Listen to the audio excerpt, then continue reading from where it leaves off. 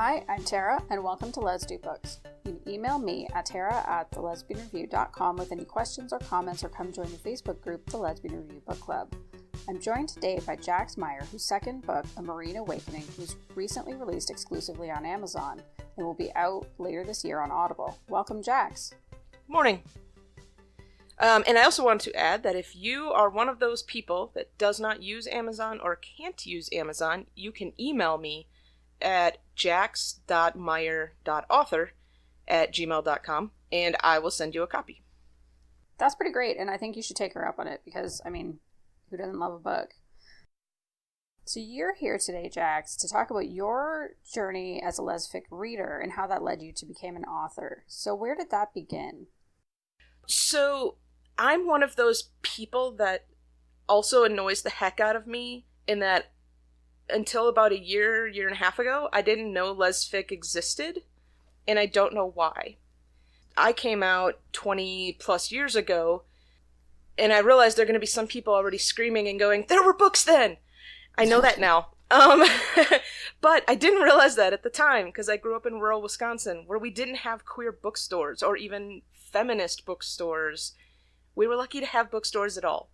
So my exposure to books with queers of any type typically came from, Curve and Advocate magazine. So that was my only exposure, and then still I had to figure out where to find them. So early on, I did read some Rita Mae Brown, and that was great. I read things like Bastard Out of Carolina, but those types of things are more literary fiction and not as fun as Lesfic, in my opinion. No judgment to people who prefer that.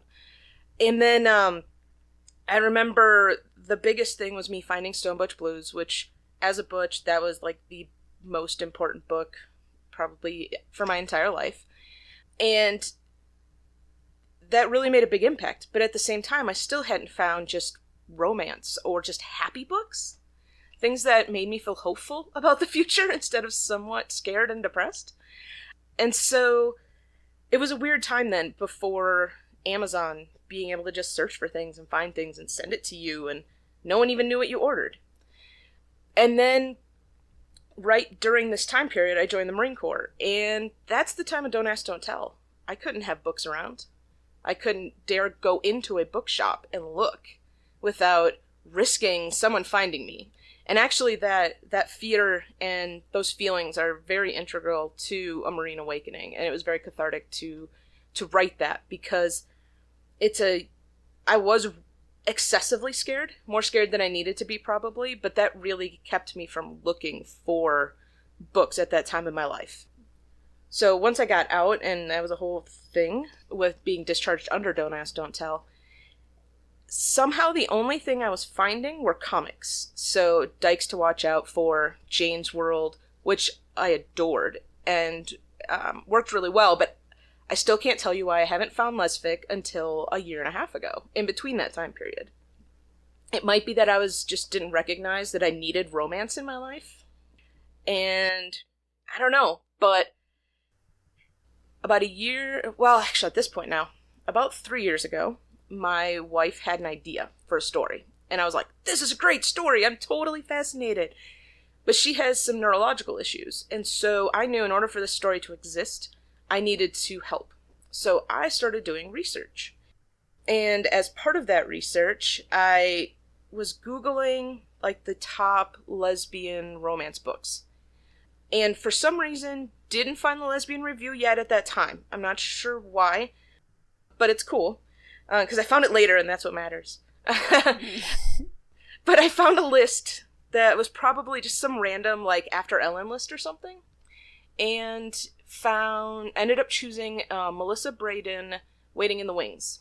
And that was my first lesbian audiobook. And I love it, and I've listened to it again, and I still love it. But at the same time, there was culture shock for me. The language of romance can be a little different and feel a little cheesy the first time coming into it.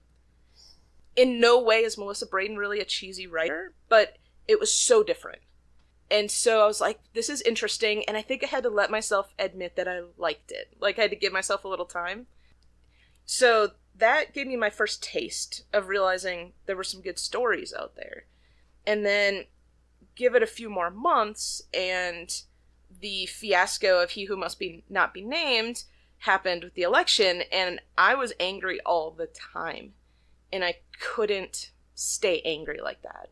So I pulled back from news, and I said, I need something that makes me happy, and something that reminds me that there are lesbians in the world and they can be happy. And so that is when I found the Lesbian Review. And I found the top 100 books to start with. And the very first book pretty much knocked me over. Because Bridget Essex has the world's greatest cover to A Night to Remember. And I was obsessed. I was like, I have to read this book. This cover is amazing. I have to read it. And that turned into a binge of Bridget Essex books, which is a wonderful thing. Because even when she's angsty, I feel like she's wrapping me in a warm hug. And it was exactly what I needed. And that was the end of my ability to say I'm not reading romance, because that's now pretty much 95% of what I've read. So that was all, that all happened just at the very end of 2017 and then into 2018 when I discovered Jay's lesbian bingo thing. And I was like, cool, I'm going to explore everything. And still nothing in the back of my mind about writing my own stories. I still struggle to consider myself a creative person on that front. And yet the evidence is right in front of me.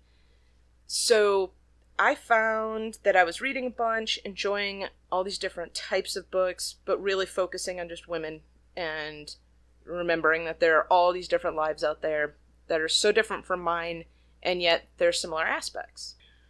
And then in March or April, so I'd read probably 60 to 80 books at that point, because I read really fast. And I listen to audiobooks at the same time while I'm driving a lot. And I woke up, I'd had a dream, and I was like, this is kind of a funky dream. It was really short, but I'd run into my junior high band teacher at a college. And I was like, that's just a weird situation to have happen anyway. So it stayed in my mind for days. I was just trying to figure out how that would even come about. And it started to crystallize into the story that became Del Segno. And I don't know, I just started writing. And I started reading books, because Jay, under her real name, Sandra Girth, publishes books on how to write, which were really great. And so I was reading those, and I actually sent her an email. And I was as considerate as I possibly could be, because I knew she didn't need to respond. She does this for a living. And there's nothing more annoying to people than someone asking for favors from people they don't know to do their job for free. So it was literally one paragraph. And I said, I'm a little confused about this deep third writing point of view. If you have any comments, cool. And if not, I totally respect that. And it was fine. But she emailed me back. And that was awesome. And she gave me a little compliment and helped fix my issue. All in like 3 paragraphs. She's very impressive. And so that gave me enough encouragement to then keep writing and reach out on the Lesfic Love Slack group, which Kara Malone runs. And we have an aspiring authors channel on there. Because a lot of people, after they read enough, they start writing. And so we ask questions, we get feedback, just resources. It's a wealth of knowledge. And somehow, in that process of a little dream snippet, within less than 6 months, I had a published book. And I just went, I'm not sure how this happened, but it needed to happen because I made it happen, working 3 jobs with a 4-year-old and a wife and all that. And then I couldn't stop writing. So now I've just been writing consistently for the past year. And then my to-be-read pile just keeps getting bigger and bigger and bigger. So I'm a little behind on my reading, but I do keep reading because it's important. And I feel like I'm just scratching the surface of Lesfic, even though I've read over 100 books in the last year that are just Lesfic. So that's my long story. I love your story. That's so good. That made me so happy. And I think there are a lot of people that would identify with it. I similarly also found it just because of, like, a list on Jezebel. Like, Nice. It's sometimes hard to... I think it's getting easier to find now. I think it's getting a lot easier to find now. But when I found it, like, 8 years ago, I had no idea.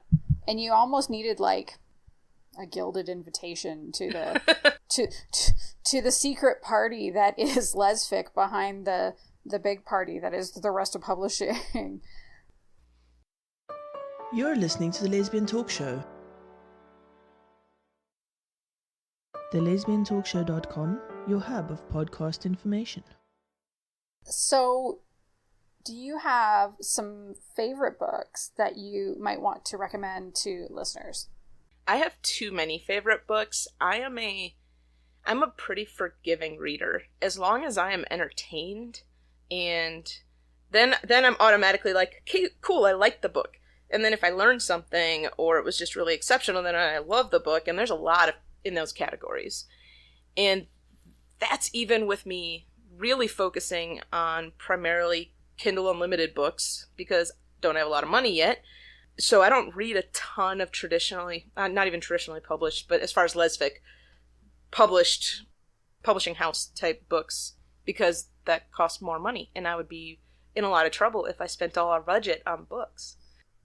I'm sure we're all in that same position, actually.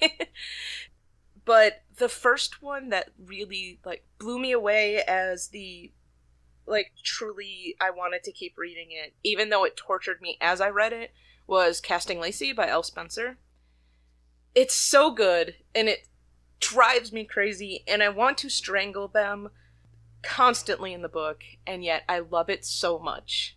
And so that one definitely was my top recommendation for the longest time, and still is, but it's one that people know so well at this point that I feel like I can mention it, but most people already should have read it. I feel like if you haven't read it, read it. Unless you really hate cussing, then don't read it. Oh yeah, no, don't. Do you have a blurb handy that you would want to read for the 3 people who haven't read it yet? And they really should, because I agree, it's so much fun. I would say just the important things for me with that is that it's a pretend girlfriend story between 2 actresses who kind of hate each other at first, and then they end up not. But they do it in a really creative way that will fuel all of your fanfic fantasies for probably the rest of your life. That's a great way to put it. And actually, it was a good thing that you scooped it while it was still on Kindle Unlimited, because it's been picked up by Bold Strokes Books. Exactly. No, I snagged it like right when it came out. I early on started following random authors and somehow found her pretty early. They did a really good job of marketing through like book Twitter and things like that. It's rather impressive from this side now. So that was great. I have the audiobook though as well because I can't not own this book. Another one, I need to look at my list now because again, massive list. I've got my 2 J's. So anything by J is amazing and enjoyable. And I can't actually separate out 2 books because they were too important in my life. So Perfect Rhythm really helped me understand asexuality in general, and I'm starting to understand my own demisexuality. Because I learn from examples a lot due to being autistic. So for me, every single Lesfic book is research. Because I am learning how to be a person. Which sounds really weird if you're neurotypical, but every person that is autistic is going, yep, exactly. So it's not about mimicking either. It's just about seeing different possibilities. It's like it opens up my world to go, oh, yeah, I can do this in my life now because it didn't even occur to me that I could. I don't know. It's weird. Autism is weird sometimes. So Perfect Rhythm really helped me understand that and begin that journey at least. And then, would you, sorry, just to not to stop you, but would you mind explaining? I think there are listeners who would they might understand asexuality, but they may never have heard of demisexuality before. That's okay. I literally ranted on Twitter this week because someone wanted to. 2 people were trying to push demisexuality out of the ace spectrum, though it is by definition part of the ace spectrum, and it's a whole thing. And I am not an expert. I'm still learning this. So in asexuality, the key thing is that person doesn't experience sexual attraction. That doesn't mean that they don't have sex or enjoy sex. They may or may not. It's really about that attraction. And in demisexuality, it gets a little fuzzy because there's a sexual connection usually between a person, but only when there's a real connection there. Like, so there needs to be an emotional connection between the two people, but that still doesn't mean there's sexual attraction. So there may be sexual attraction and just only with like one person, or only after a deep connection has been made with them, or there might not. And so for me, it's like 90% of our lives is spent just like any other person on the asexual spectrum, where we're not walking around and seeing people and going, ooh, I feel like I want to have sex with them. I've never experienced that, and I didn't realize until I was 40 that I hadn't. And that's a weird thing to go 40 years without noticing. But, you know, until you talk to people, you don't realize how different everyone is. And so that's where with demisexuality, there's usually there's more instances of you may actually have normal sexual relationships, but only with certain people. In my case, yeah, like I know if I'm not emotionally connected to someone in some way, shape, or form, I definitely wouldn't want to be touching them. And there's probably a lot of people that can recognize that too.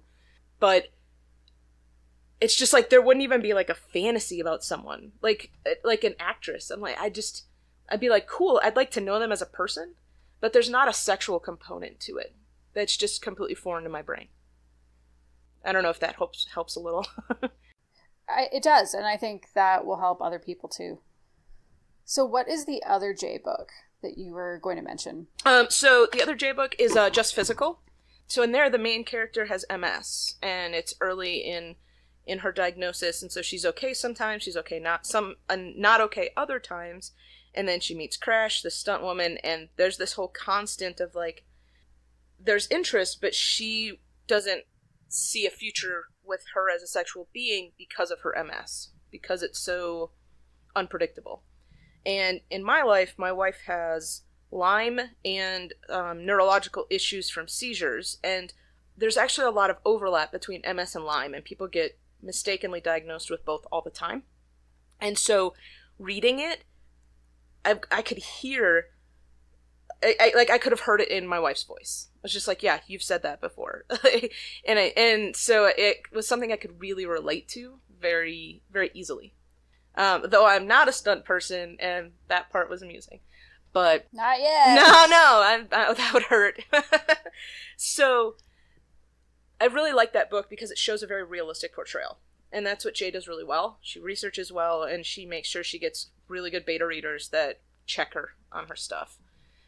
So those are like two that really stand out, but I could go on and on for an hour about her books alone. I think a lot of people could. So for the other J Hawkins, which is spelled Jea, the big book that I'm recommending by her is called As Long as Love Lasts. And that book actually has 2 time periods in it and 2 couples in it that are related. And it's a fascinating look at a historical time period along with a modern couple trying to work out their stuff in their marriage. Like, they're ready to divorce at the beginning of this book, though one doesn't know it. It's a really interesting, like, way to look at relationships, and that hit probably too close to home as well, and probably for a lot of long-time married people, that there are things that start to build up that you're not talking about anymore, and so you have to find a way to come together and regain that intimacy that you had early on that brought you together in the first place. So it's an interesting book. It's at times incredibly heartbreaking and frustrating, especially the historical part, which is why I tend to shy away from historical romance in general. The time period just makes it impossible for it to be just relatively happy all the time. But I pushed through it because everyone talked about how great it was, and it was worth it, and I definitely enjoyed it. And so I recommend that one a lot because as an independent author, you know, indies don't get as much easy publicity sometimes. And so that's one that I think everyone should read and maybe just hasn't heard of before. So those are kind of my 3+1. Though I have a massive list on Goodreads, and I am constantly recommending books on Twitter. and trying to get more and more books known. I respect a +1 on a list. You're very good at them. +1, +2.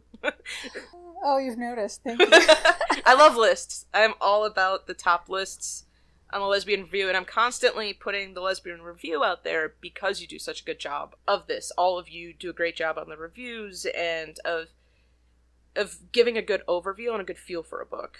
I as a reader, that's incredibly invaluable. Well, thank you so much. I know all the other reviewers will be thrilled to hear that you said that. So, yeah, just thank you. Yeah. So, where can people find you online if they want to connect with you? If they want to know a lot of things about me, for better or worse, Twitter is the best place because it's so easy, and that's where all my book people are. So on Twitter, I'm Butch Jax, and then, which is funny, I've had that name for about 20 years, and I've had that account for a really long time. And then on Facebook, I do have a page, Jax Meyer, and Meyer is Meyer for people who realize how many variations there are. Jax Meyer author, that'll pull me up there. I try to remember to post things on there, but I haven't set it up to cross-post from Twitter yet either, so it doesn't get as much. But if you don't like to hear the daily thoughts of especially a person actively writing, that's safer. You don't have to listen to my ramblings or find out how many pages I edited today. And then I've got a website. I don't even remember what it is, honestly, off the top of my head, but it's linked from both. And, you know, for a lot of people, they don't really like to have their email clogged, so I always remind people, you can follow authors on Goodreads and on Amazon, and they'll let you know when we have new books that come out. And then you don't have to worry about following newsletters, per se. So yeah, most of my online time is spent between Twitter and Slack, so if you are a Lesfic reader, which you probably are if you're listening to this, you can actually look up Lesfic Love, or just reach out to Kara Malone on Twitter or something, and she'll get you hooked up with it. We talk about lots of things there, not just books, but we do talk a lot about books. And so, and especially if you're an aspiring author, come on over. Like, we're all ridiculously helpful, sometimes over helpful. And, you know, if it's just you've got this much done, but you're struggling with a blurb, well, we'll help you with your blurb. That's the most invaluable piece, I think, probably of that entire bit is, no matter how experienced you are at writing, a blurb is difficult. So having someone read it and say, that's not quite right here, so helpful. So definitely come in, join the fun. We're a little wacky, but we're relatively safe. That is all for this episode. Thank you so much, Jax, for joining me. Oh, thank you. So, I'm Tara, and you've been listening to Les Do Books. Remember to email me at tara@thelesbianreview.com with your questions or comments. If you're an author who's interested in joining me, please reach out. You can send an email to the same address, and you can come on and you can chat about your story finding Lesfic, or the books that you love, any of the trends that you see in the industry, whatever you like. If you've enjoyed this episode, please check out the show notes where you'll find a Patreon link for the Lesbian Talk Show, or visit patreon.com/thelesbiantalkshow. Our patrons get exclusive content like bonus podcasts, author interviews, reviewer interviews, and no one else gets access to them. You can also join our Facebook group, the Lesbian Review Book Club, to talk about these books and anything else you're reading and loving. To find this and many other great shows, all you need to do is search for the Lesbian Talk Show on iTunes, Podbean, Stitcher, or Spotify.